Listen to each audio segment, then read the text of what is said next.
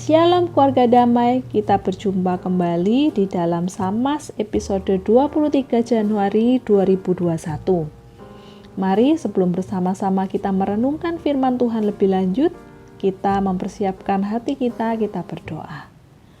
Tuhan Allah Bapa kami, terima kasih untuk setiap anugerah dan kebaikan-Mu di dalam kehidupan kami.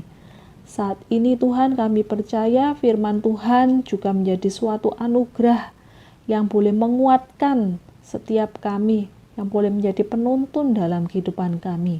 Karena itu kami membuka hati kami untuk dipenuhi firman-Mu sebagai kekuatan kami sepanjang hari ini. Di dalam nama Tuhan Yesus kami berdoa. Amin.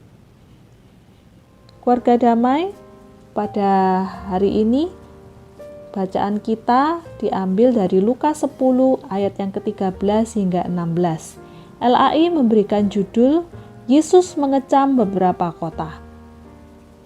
Celakalah engkau Khorazim, celakalah engkau Betsaida, karena jika di Tirus dan di Sidon terjadi mujizat-mujizat yang telah terjadi di tengah-tengah kamu, sudah lama mereka bertobat dan berkabung. Akan tetapi pada waktu penghakiman, tanggungan Tirus dan Sidon akan lebih ringan daripada tanggunganmu. Dan engkau Kapernaum, apakah engkau akan dinaikkan sampai ke langit? Tidak, engkau akan diturunkan sampai ke dunia orang mati. Barang siapa mendengarkan kamu, ia mendengarkan aku. Dan barang siapa menolak kamu, ia menolak aku. Dan barang siapa menolak aku, ia menolak Dia yang mengutus aku. Keluarga damai, sedemikian jauh pembacaan firman kita pada hari ini. Saya memberikan judul bagi renungan kita hari ini adalah Jangan Keterlaluan. Keluarga damai, ada sebuah peribahasa yang berkata, air susu dibalas air tuba. Apakah Anda masih ingat arti dari peribahasa ini? Ya, artinya adalah kebaikan dibalas dengan kejahatan. Inilah sebuah peribahasa yang sedikit banyak menggambarkan sikap kota Khorazim, Betsaida, dan Kapernaum dalam bacaan kita tadi. Yesus mengecam 3 kota ini. Mengapa? Keluarga damai, kita bisa melihat penyebab dari kecaman Yesus ini pertama-tama melalui bagian Lukas pasal 10 ayat yang pertama. Lukas 10 ayat yang pertama mengisahkan Yesus mengutus ke-70 murid untuk mengabarkan Injil, mengabarkan berita keselamatan kepada kota-kota yang akan didatangi oleh Yesus sendiri. Lukas 10 ayat 1 berkata, kemudian daripada itu Tuhan menunjuk 70, keluarga damai, 70 murid yang lain, lalu mengutus mereka berdua-dua mendahului Yesus ke setiap kota dan tempat yang hendak dikunjungi oleh Yesus. Akan tetapi kita lihat rupa-rupanya pemberitaan Injil ini tidak mendapatkan respon yang cukup baik pada masyarakat sekitar. Hal ini bisa kita lihat melalui bagian Lukas 10 ayat yang ke-16. Secara implisit Yesus menyatakan respon kota-kota tersebut. Lukas 10 ayat 16 berkata, barang siapa mendengarkan kamu, yaitu murid-murid, ia mendengarkan aku, Yesus sendiri. Dan barang siapa menolak kamu, ia menolak aku. Dan barang siapa menolak aku, ia menolak Dia yang mengutus aku. Keluarga damai, alih-alih mendapatkan respon yang baik, justru kota-kota ini orang-orangnya menolak pemberitaan Injil. Bahkan melalui Lukas 10 ayat yang ke-13, Yesus membandingkan kejahatan 3 kota ini dengan kota Tirus dan Sidon. Di mana kota Tirus dan Sidon, keluarga damai, kalau kita mencari apa sih kota Tirus dan Sidon ini, kita akan sering menemukan bahwa kota-kota ini adalah kota yang seringkali dikutuk karena kejahatan dan kesombongan mereka di dalam bagian-bagian bacaan firman Tuhan yang lain. Namun Yesus berkata bahwa kejahatan 3 kota yaitu Khorazim, Betsaida, dan Kapernaum lebih berat, lebih parah daripada Tirus dan Sidon. Mengapa? Lukas 10 ayat 13 berkata, celakalah engkau Khorazim, celakalah engkau Betsaida, karena jika di Tirus dan Sidon terjadi mujizat-mujizat yang telah terjadi di tengah-tengah kamu, Sudah lama mereka bertobat dan berkabung. Rupa-rupanya apa yang menjadi penyebab Yesus menyatakan 3 kota ini lebih parah daripada kota Tirus dan Sidon. Tidak hanya sekedar murid-murid yang telah memberitakan kabar keselamatan kepada 3 kota ini ditolak, namun bahkan ketika Yesus sendiri telah hadir di kota-kota ini untuk memberikan mujizat-mujizat, memberikan tanda yang jelas agar orang-orang di kota ini percaya akan siapa Dia, akan keselamatan. Namun rupa-rupanya hal ini pun tidak membuat orang-orang di kota ini bergeming. Keluarga damai hanya satu kata yang menggambarkan sikap 3 kota ini. Terlalu, ya, terlalu.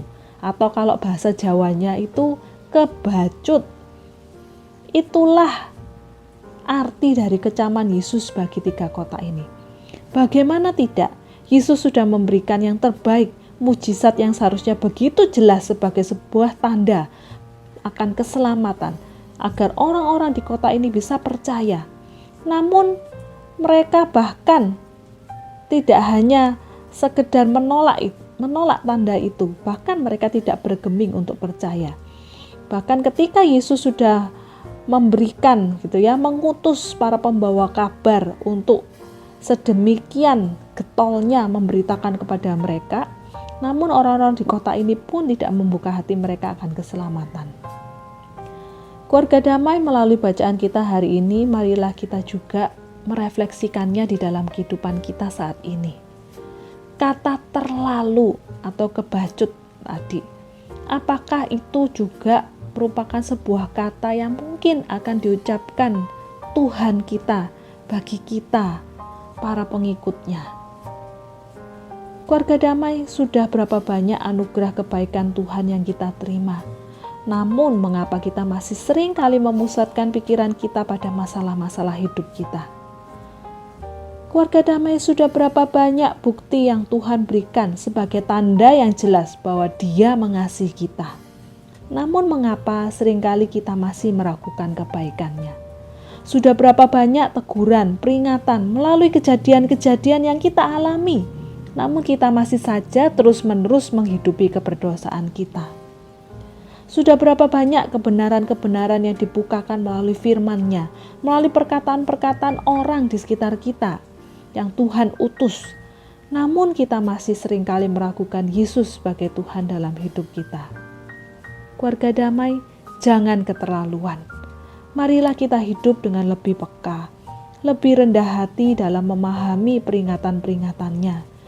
Bukankah banyaknya kebaikan Tuhan dalam hidup kita sudah diungkapkan dalam sebuah lirik lagu yang berjudul Agunglah Kasih Allahku. Andaikan laut tintanya dan langit jadi kertasnya, andaikan ranting kalamnya dan insan pun pujangganya, takkan genap mengungkapkan hal kasih mulia, dan langit pun takkan lengkap memuat kisahnya. Kasih Allah sudah begitu banyak tercurah dalam kehidupanmu. Marilah kita balas dengan rasa terima kasih, syukur yang tak berkesudahan, bukan dengan keluhan. Dia yang telah terpaku mati di atas kayu salib adalah sebuah tanda anugerah kebaikan yang tak terhingga. Sebuah tanda keselamatan yang jelas bagi setiap kita. Marilah kita terima dengan segenap pertobatan hidup yang terus-menerus di dalam kehidupan kita. Amin. Mari kita berdoa. Tuhan Allah Bapa kami bersyukur untuk kasih Tuhan yang demikian luar biasa dalam kehidupan kami, kebaikan Tuhan yang seharusnya tidak patut kami terima. Tuhan, sungguh kami rindu, kami membalasnya dengan ungkapan terima kasih syukur dalam kehidupan kami, yang boleh kami ungkapkan terus-menerus di dalam setiap kondisi hidup kami.